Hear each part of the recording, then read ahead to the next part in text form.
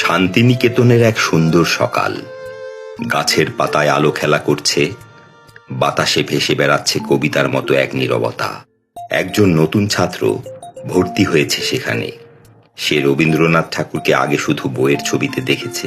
তার মনে একটা ধারণা ছিল, ঠাকুর মানে খুব গম্ভীর, খুব কঠিন একজন মানুষ।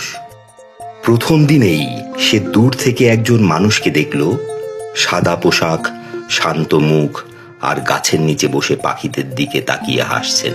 ছাত্রটি ভাবল, আহা, নিশ্চয়ই এ তো কোনো মালি হবে। সে দৌড়ে গিয়ে জিজ্ঞেস করল, দাদা, এখানে ঠাকুর কোথায় পাওয়া যাবে? লোকটি হেসে বললেন, ঠাকুর তো এখানে ঘুরে বেড়ায়।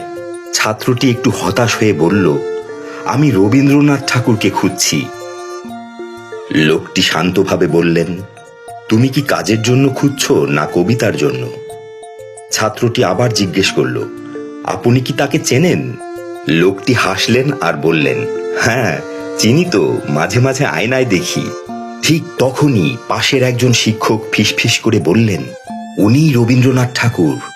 ছাত্রটি একদম চুপ, তারপর ধপ করে বসে পড়ল। লজ্জায় মাথা নিচু করে বলল, আমি ভাবিনি আপনি এতটা সহজ মানুষ হবেন।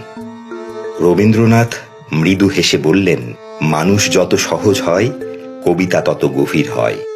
সেদিন থেকে সেই ছাত্রের সবচেয়ে প্রিয় কাজ হয়ে গেল গাছের নিচে বসে ঠাকুরকে খুঁজে বের করা।